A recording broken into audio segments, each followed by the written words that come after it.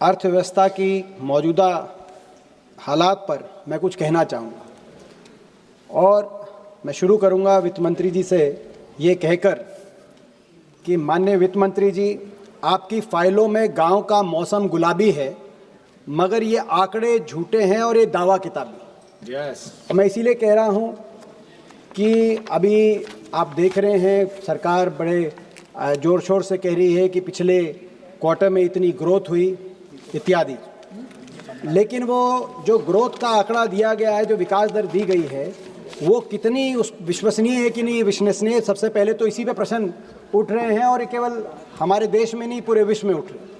IMF ने सरकार की अकाउंटिंग को सी ग्रेड देने का कार्य किया है मात्र 15 दिन पहले। तो यानी कि आईएमएफ प्रश्न चिन्ह उठा रहा है कि सरकार कैसे अकाउंटिंग करके ये ग्रोथ रेट विकास दर देश के सामने रख रही।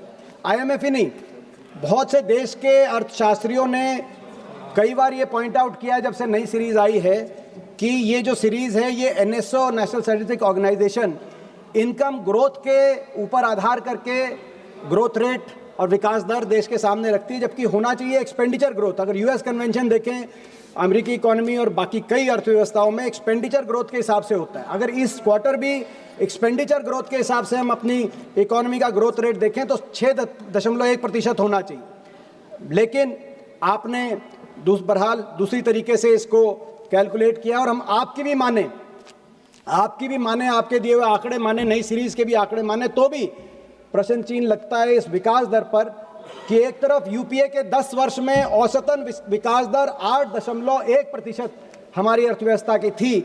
आपके दिए गए आंकड़ों के अनुसार भी आपके इन 11 वर्षों में वो औसत दर घटकर 5.75% तक पहुंची है। तो क्या ये इतनी क्या हर्षोल्लास की बात है कि नहीं है? रिकॉर्ड सरकार कह रही है रिकॉर्ड हमारा विकास दर हुआ, रिकॉर्ड ये विकास दर का नहीं हुआ है, रिकॉर्ड कुछ और बने हैं और 78 साल के रिकॉर्ड लुढ़के हैं।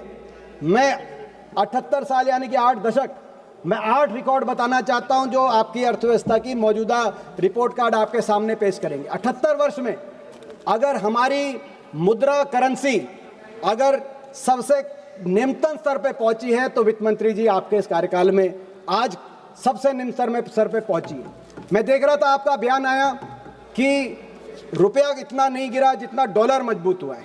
हम हरियाणा से आते हैं, कुश्ती खेलते हैं, तो वही बात होगी कि 2 पहलवान आपस में लड़े और जो हारा उसके पिता ये कह रहा है कि मेरा बेटा नहीं हारा, वो दूसरा ज़्यादा मजबूत था इसलिए हारा। डॉलर मजबूत हुआ है, लेकिन मैं ये भी आपको बताऊं, एशिया की बाकी करेंसीज की तुलना में, बाकी सभी करेंसीज की आप तुलना करिए, इंडोनेशिया रुपया, फिलीपींस का पीसो, पूरे एशिया की आप बाकी करेंसीज की तुलना में वर्स्ट परफॉर्मिंग करेंसी आज रुपया आपके समय साबित हुआ है। पहला रिकॉर्ड आपका बना है।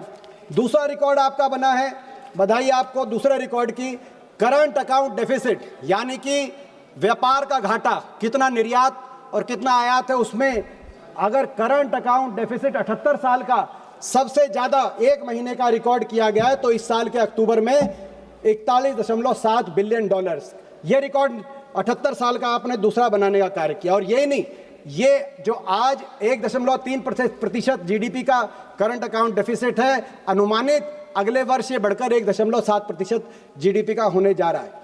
तीसरा रिकॉर्ड आपने 78 साल का बनाया है इनइक्वालिटी में, गरीब और अमीर के बीच में अंतर में। कल ही एक प्रकाशित रिपोर्ट के अनुसार इस देश के 1% सबसे अमीर नागरिकों के हाथ में देश की 40% संपत्ति आई है और 65% देश की आय, 1% जो सबसे अमीर भारतीय हैं। ये गरीब और अमीर में असमानता का 78 साल का ही नहीं, 100 साल का रिकॉर्ड, 1922 से आंकड़े अर्थशास्त्री इन आंकड़ों को ध्यान देते हैं, 100 साल का गरीब और अमीर का अंतर आपने नया रिकॉर्ड बनाने का काम किया। एक और रिकॉर्ड जो पंकज चौधरी जी आपके एमओएस यहाँ पे उपस्थित हैं, उन द्वारा राज्यसभा में एक उत्तर दिया गया है, उनको बधाई भी देते हैं, उनका अच्छा आपकी पार्टी में पदोन्नति होने जा रही है। राज्यसभा में आपने उत्तर दिया कि पिछले 10 साल में 16 लाख करोड़ राइट ऑफ हो गया। और ये किसका राइट ऑफ हुआ? इसमें कॉर्पोरेट का राइट ऑफ, किसान का राइट, सब जानते हैं। यूपीए के समय हमने 78,000 करोड़ किसान का एक साथ कर्ज माफी किया था। आपके समय 16 लाख करोड़ पिछले 10 साल में, ये भी 78 साल का एक और रिकॉर्ड, चौथा रिकॉर्ड जिसको मैं कहूंगा। पांचवा रिकॉर्ड, हमारी देश की अर्थव्यवस्था में इतनी मोनोपोलीज और इतनी डियोपोलीज प्राइवेट सेक्टर के को कभी नहीं मिली जितनी आपकी सरकार में। आज हम क्या देख रहे हैं, हवाई चप्पल से हवाई जहाज तक बैठने का आपने सपना दिखाया, लेकिन हमारे समय एविएशन सेक्टर के अंदर कंपटीशन था। Jet, Kingfisher, spice jet, air Asia, Vistara, GoAir. अब क्या है, 65% मार्केट शेयर अकेला इंडिगो को और 26% एयर इंडिया को, दोनों मिला के 91% मार्केट शेयर। दोनों वो आपस में बात करके अगर रेट तय कर दें, हमारे देश के हवाई यात्री के पास कहीं पेटिशन का मौका नहीं। इसी को कहते हैं ड्यूओपोली और मोनोपोली। और केवल एक सेक्टर तक सीमित नहीं है, टेलीकॉम सेक्टर में जहां हमारे समय डोकोमा, यूनिनोर, एयरसेल, वोडाफोन, आइडिया, जियो, एयरटेल, अब सब समाप्त, केवल 2 रह गई। जियो और एयरटेल दोनों मिलाकर अगर हम मार्केट शेयर देखें, 80% टेलीकॉम का मार्केट शेयर केवल जियो और एयरटेल के पास। आपस में वो तय कर लें तो कंज्यूमर के पास कहीं जाने का कोई रास्ता नहीं। इसी तरीके से मैं एक आपको उदाहरण देना चाहता हूं वित्त मंत्री जी। बड़े बड़ी जो हम देखते कैपिटलिस्ट इकोनॉमीज हैं, अमेरिका का उदाहरण, अमेरिका में हर सेक्टर में ड्यूओपोली और मोनोपोली को रोकने के लिए कानून है, कंज्यूमर के हक में कानून है कि 30% से ज्यादा किसी सेक्टर में किसी एक कंपनी का मार्केट शेयर नहीं हो सकता। एयरलाइन में भी वहां 30% मैक्सिमम शेयर, उससे ज्यादा होता है तो उसको रोकते हैं। टेलीकॉम में भी, सारे सेक्टर में। हमारे यहाँ कुछ नहीं। कितने ऐसे सेक्टर हैं जहां 30% से ज्यादा एक ही कंपनी का, कार्गो में 30% से ज्यादा अदानी का, कंटेनर में 50% से ज्यादा अदानी का, एयरपोर्ट में 30% से ज्यादा अदानी का। और जो मैंने आपको सिविल एविएशन और टेलीकॉम तो बता ही दिया। और साथ में मीडिया में तो दोनों, मैं समझता हूँ रिलायंस का और अदानी का कितना सारी मीडिया उनके पास है। तो ये मैं समझता हूँ मोनोपोलीज और डुओपोलीज, ये भी रिकॉर्ड बना है। कभी देश के 78 साल में ऐसे कंपनियों के हाथ में देश के अलग अलग सेक्टर नहीं गए। छठा रिकॉर्ड, अनएम्प्लॉयमेंट पैटर्न जब से पिछले कई दशकों से एक दिशा में जा रहा था, एक संदर्भ में। क्या संदर्भ में? लोग मैन्युफैक्चरिंग सेक्टर में जा रहे थे और कृषि क्षेत्र से आ रहे थे। एग्रीकल्चर सेक्टर में हमारी जो वर्कफोर्स है उसकी संख्या घट रही थी और मैन्युफैक्चरिंग में बढ़ रही थी। लेकिन आपके सरकार में पिछले 3 वर्ष में ये ट्रेंड चेंज हो गया। अगर पिछले 3 वर्ष में देखें तो मैन्युफैक्चरिंग सेक्टर में, जहां 2014 में यूपीए के टाइम में 12.8% लोग मैन्युफैक्चरिंग सेक्टर में काम करते थे, आज वो घटकर 11.5% ही मैन्युफैक्चरिंग सेक्टर में रह गए। और कृषि क्षेत्र के अंदर जो उस समय कृषि क्षेत्र में 42% 2014 में, आज वो बढ़कर 46% आ गए। यानी कि ये ट्रेंड बदल गया और लोग मैन्युफैक्चरिंग और सर्विस सेक्टर से वापस कृषि क्षेत्र के अंदर जो जा रहे हैं, ये मैं समझता हूँ बहुत चिंताजनक हमारे देश के लिए ये एक ट्रेंड है, जिसको जो मैन्युफैक्चरिंग सेक्टर को बढ़ाने देने की आप ये बात करते हैं। इसके बाद हमारा एम्प्लॉयमेंट सातवां रिकॉर्ड, 6 रिकॉर्ड मैंने बताए, 78 साल के जो रिकॉर्ड बनाए आपने। 7वां रिकॉर्ड, डेट। आज तक कभी देश की सरकार और सारे जितने हमारे प्रदेश की सरकारें हैं, सब पे मिलाकर इतना कर्जा नहीं चढ़ा। एक कहावत होती है गांव देहात में कि कर्ज लो और घी पियो, बाद की चिंता किसको करनी, जब ऊपर पहुंच जाएंगे। जो कर्ज लेके घी पीते हैं उनका क्या हाल होता है सब पता है, सारी अर्थव्यवस्थाओं का। आपके समय इतना डेट हो गया। आज मौजूदा स्थिति यह है कि स्टेट्स और सेंटर को मिलाकर टोटल डेट हमारे देश में 82% जीडीपी का डेट है। और ये जितनी भी समकक्षीय हमारी अर्थव्यवस्थाएं हैं, जिसमें डेवलपिंग नेशंस आप कहिए या पर कैपिटा इनकम के हिसाब से जो समकक्षीय हैं, Philippines, Vietnam, Indonesia, Bangladesh, Sri Lanka, Pakistan, जितनी भी साउथ अफ्रीका, ब्राजील, अर्जेंटीना, किसी में भी 30-40% से डेट ज़्यादा नहीं है। डेवलप्ड इकोनॉमीज में इतना डेट होता है, अगर अमेरिका में, जापान की आप बात करें, क्योंकि वो एक स्तर तक पहुंच जाती है इकोनॉमी।